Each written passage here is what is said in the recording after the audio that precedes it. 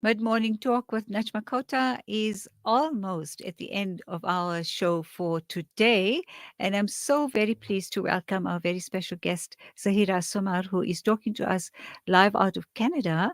And thank you so much, Zaheera, for making time for us in the early wee hours of the morning from Canada. Assalamu alaikum. It's a pleasure. Happy to help. Ramadan Kareem to you and your family. Ramadan Kareem to you as well. Now, Zaheera is an executive leader with a passion for social impact, sustainable development, gender and social equality, human rights, and of course, a mom of three, activist, author, speaker, blogger, climber, MBA student. Alhamdulillah, what a pleasure to have you on.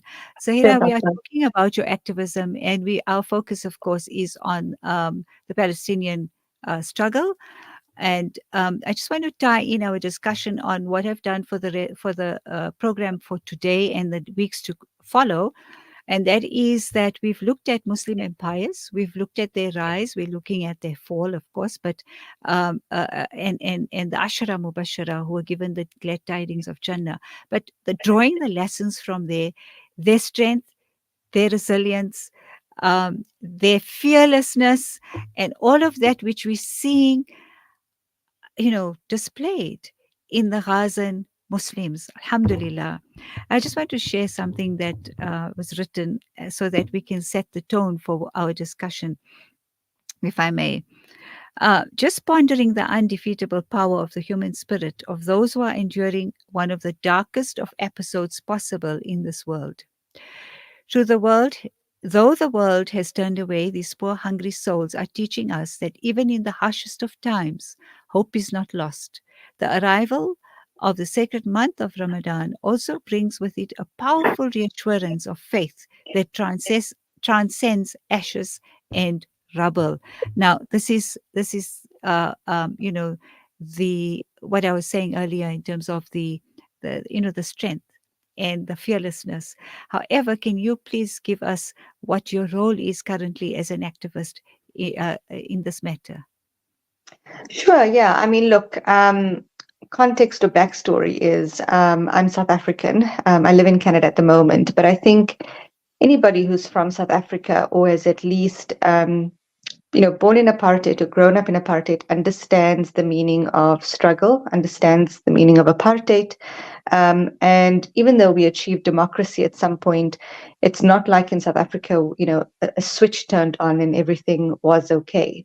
Um, we still are experiencing legacy issues. And so, I feel personally that it's kind of in my blood, kind of activism, standing up for justice.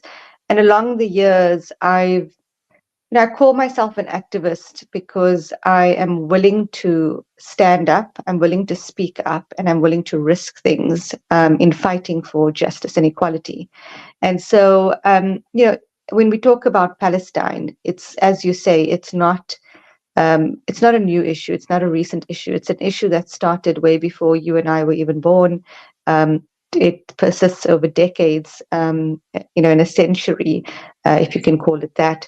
And really, I think for me, my activism around Palestine is Palestinians, or the state of Palestine was very much there for South Africa when we needed them. They backed us. And we know that our former president, Nelson Mandela, had a very strong tie to Palestine and believed in the freedom of the Palestinians. And he said, no, we will not be free until Palestine is free. And when we look at the injustice in this world, more broadly, let's take Palestine aside. More broadly, let's look at what's happening in East Asia, what's happening in Sudan, in DRC, but even more generally to all of us. If you look at systemic bias, systemic racism, African Americans in the US, just injustice in general. And if you compare all of these things, the Palestinian issue or conflict is probably the most contentious conflict from my perspective that exists in the world. And if we can get that right, if we can solve for Palestine, and if we can bring justice and equality to the people, the Palestinian people, we solve for a lot of injustice, inequality, systemic bias, racism, etc., in this world. It's not Mhm. just a Palestinian issue. It is encompassing of a broader worldly societal issue.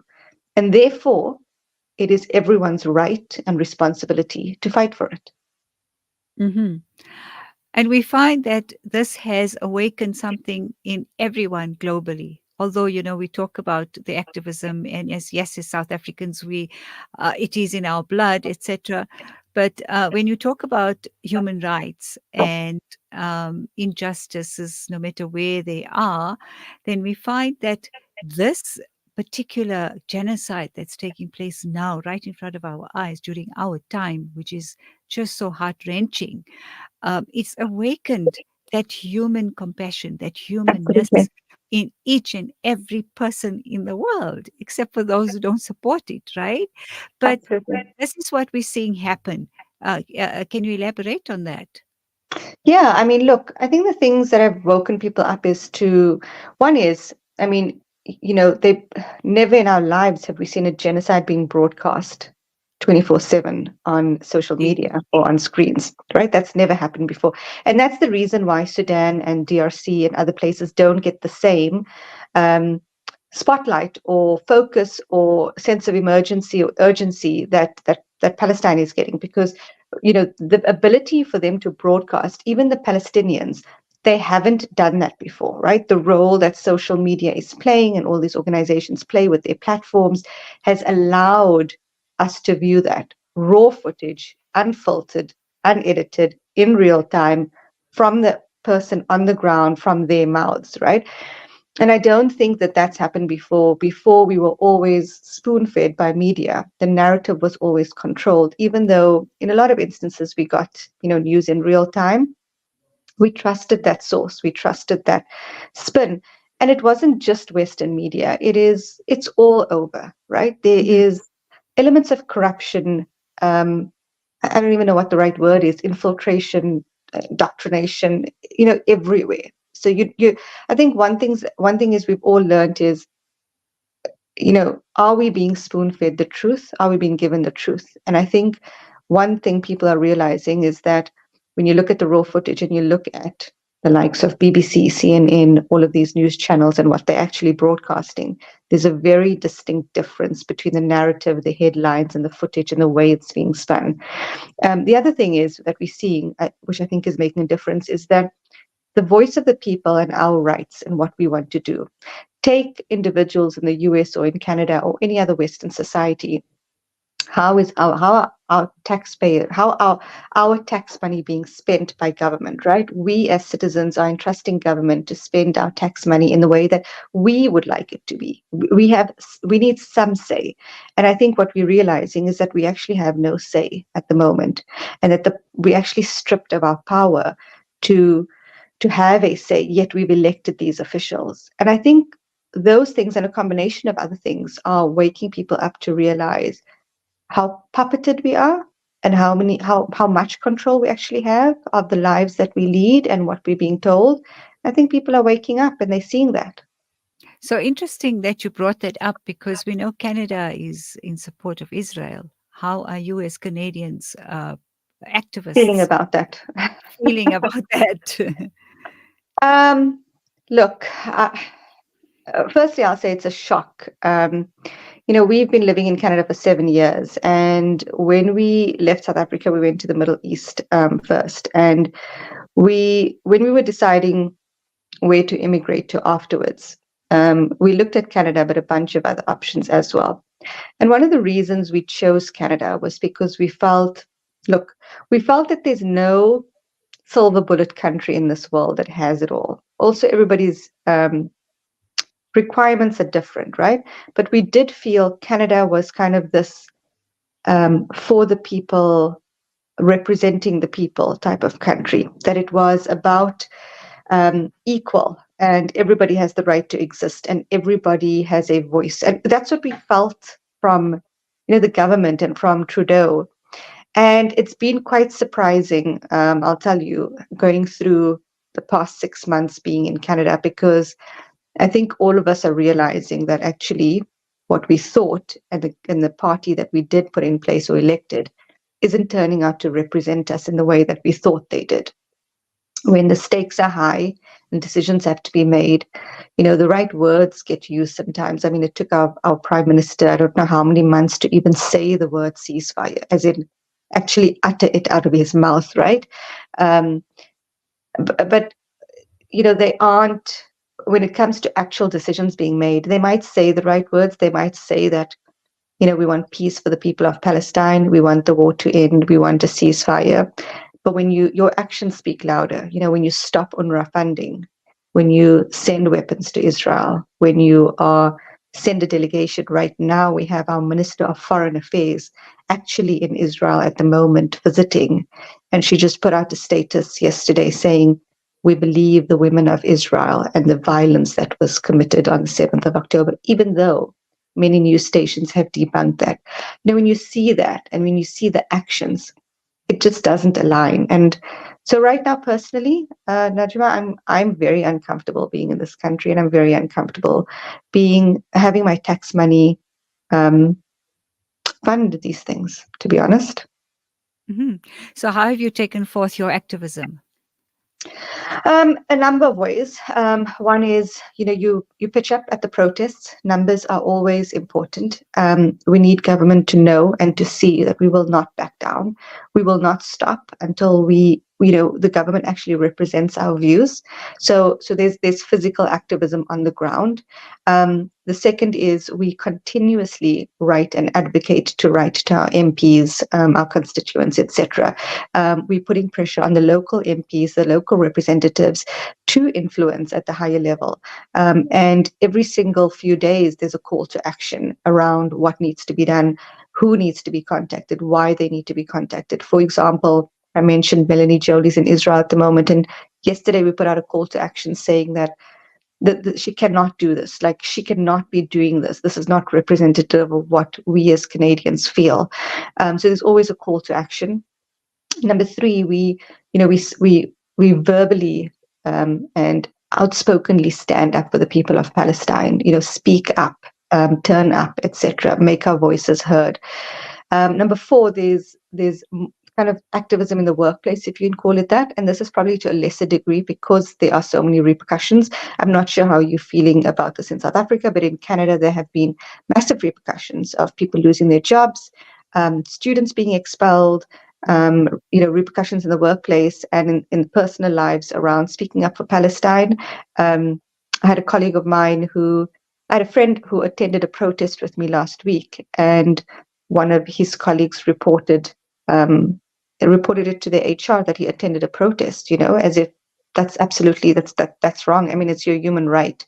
Mm. So there's massive repercussions, but I think we all know that we have to push, right? I myself have gone through, I've lost, right, in this moment in time. I mean, I've had to leave my company. I've had threats made to me. I've actually had to file a police report, which I'm in the midst of doing at the moment.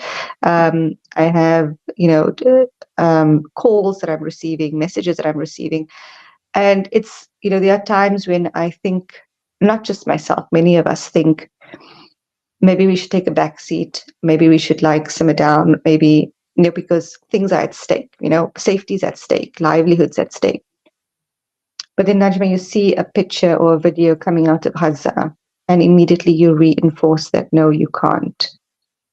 Because if, just thinking back to South Africa, if, I'll give you this. My husband said to me the other day, you're married and you've got kids. You need to be careful. And I said, if all of us thought that way, would anything change? Because we all have some family member to think about, right? Whether it's parents or whether it's spouses or whether it's kids. And if we all thought about our safety while the people of Palestine are dying, would anything change? And if we think about South Africa and the journey that they took, democracy and freedom was not achieved in a safe zone. Our president at one point was called a terrorist before he achieved the Nobel Peace Prize. And, we'll be called these names. We'll be called whatever. We'll receive the death threats. But if we're not willing to risk things, then no change, nothing is going to happen. And Now's the time. I think we all need to be pushing for change, not just for the people of Palestine, but for the Yes. shift that this world needs to see. We need a shift. Yes, indeed. And unfortunately, we have to end on that note. But of course, we admire your courage and bravery. May Allah give you strength. May Allah protect you. Ameen. Jazakallah. Every other person that's with you. And inshallah, you will be victorious. We will be victorious. We will. Palestinians will be victorious. And our intention to help the people of the world, inshallah, will come to fruition in our lifetime. May we see it. Inshallah. May we see it, Inshallah. inshallah. Ramadan Mubarak once again. Enjoy your Ramadan. And thank you so much for making time for us. Okay. Thanks, Najma. Okay, keep well. Thank you. You too. Bye. Assalamu alaikum. All right, that was jam packed, and I'm sure you enjoyed it. We are following up, of course, a quick reminder on the series that we'll be running, inshallah, over the next few weeks on the Muslim empires, the Ashara Mubashara, drawing lessons from them and drawing a parallel to the Muslim situation currently. And globally, where are we and why are we here as Muslims? Until next time, uh, remember us in your du'as. Thank you so much for spending your time with me. Assalamu alaikum wa rahmatullahi wa barakatuh from the Mid Morning Talk team.